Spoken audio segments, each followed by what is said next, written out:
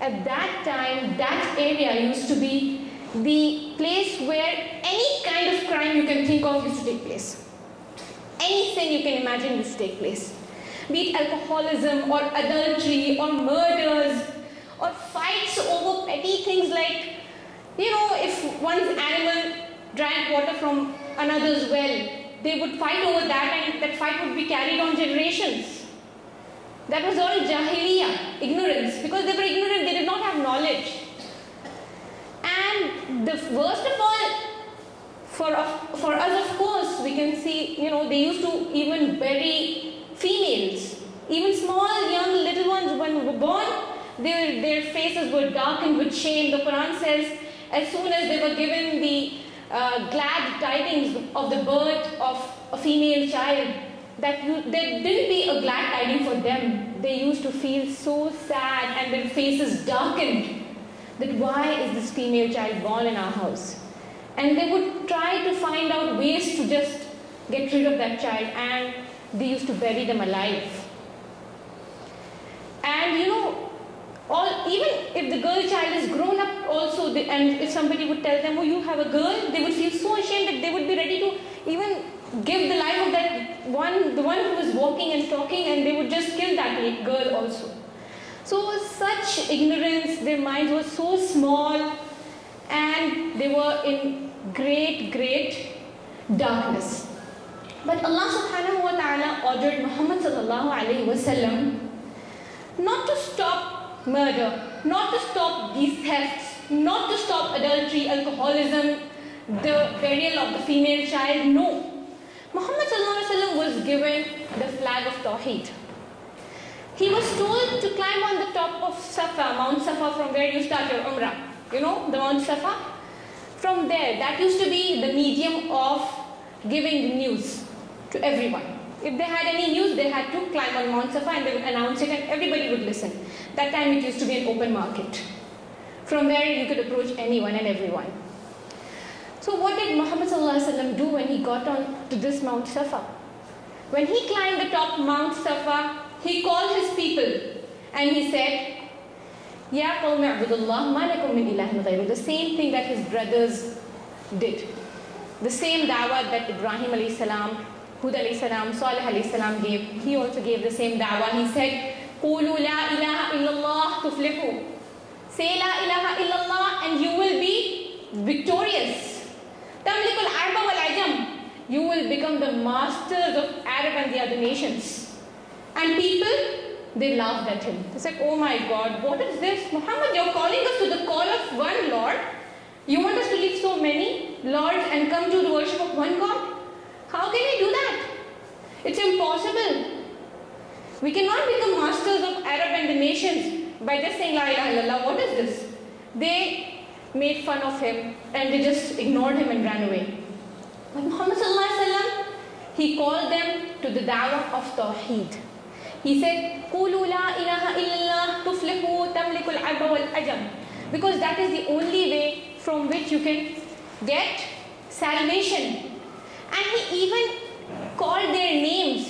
He called the Quraysh. He called the people of Makkah. He called his aunt Safiya.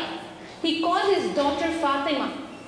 And he took their names and said, Safiya, O aunt of Muhammad, Fatima, O daughter of Muhammad, I will be of no use to you on the day of judgment. No relationship would be of any use.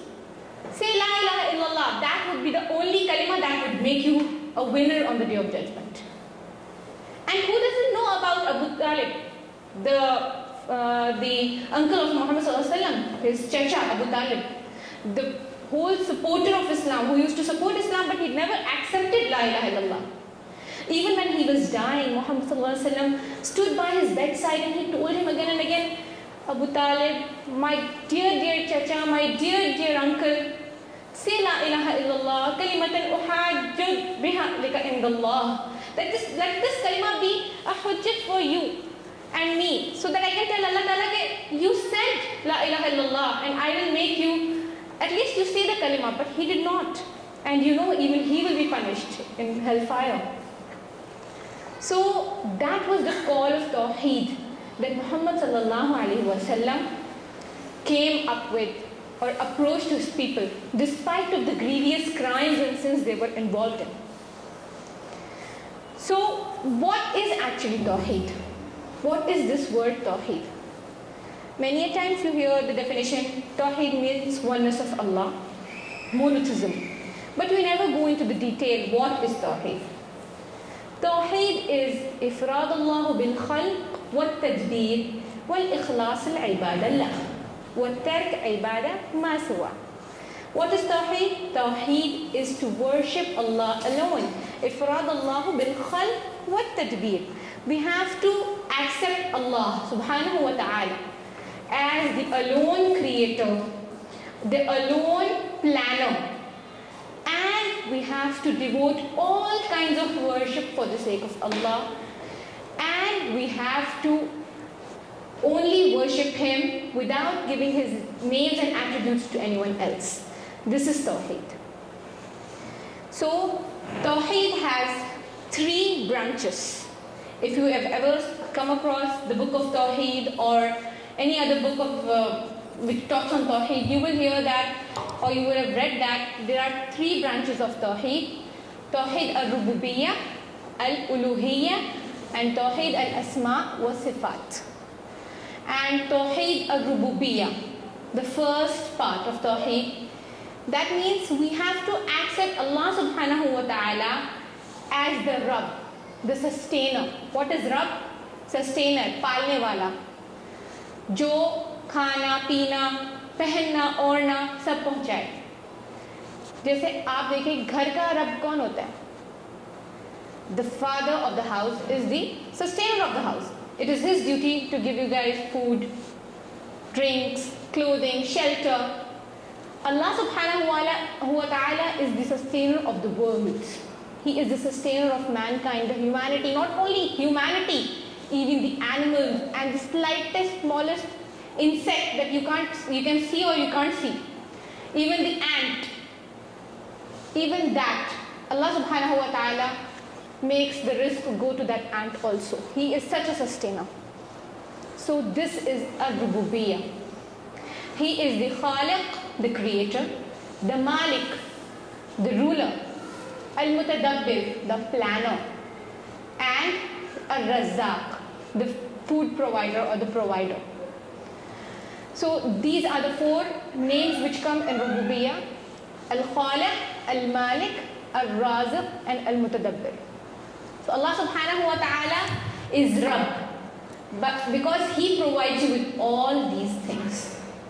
And a very interesting ayah which comes in Surah Al-Ibrahim, if we look into that, we'll understand how Allah subhanahu wa ta'ala is giving us so many ni'mas, but we are unaware. الله الذي خلق السماوات والأرض وأنزل من السماء ماء فأخرج به من الثمرات رزقا لكم وسخر لكم الفلك لتجري في البحر بأمره وسخر لكم الأنهار. That Allah is the one who prepared, who made the skies and the earth, and He is the one who brings down water from the sky. You know, even for the clouds to come to your city, you require winds to take those clouds and then come over your city and then drop those raindrops over you. And what a ni'mah those raindrops are, we don't realize. Allah subhanahu wa ta'ala says that if Allah subhanahu wa ta'ala would not order these winds to take these clouds, they could never come over your city and never those drop of rains could come on you. And these drop of rains are so important that when they come, your food comes. Because of that rain, the seeds sprout and then the trees form and the fruits come and then they come to you and then you and your animals enjoy with those fruits. But we never think so deeply. We are just interested in going to Panda and buying them and eating them. And neither are we bothered to tell our children how these things came. But what is important is the ma'rifatillah, the knowledge of knowing Allah subhanahu wa ta'ala, who He is, how these things are coming to us. Ma'rifatillah is the primary knowledge that a person, a Muslim should have. Ma'rifatillah means the knowledge of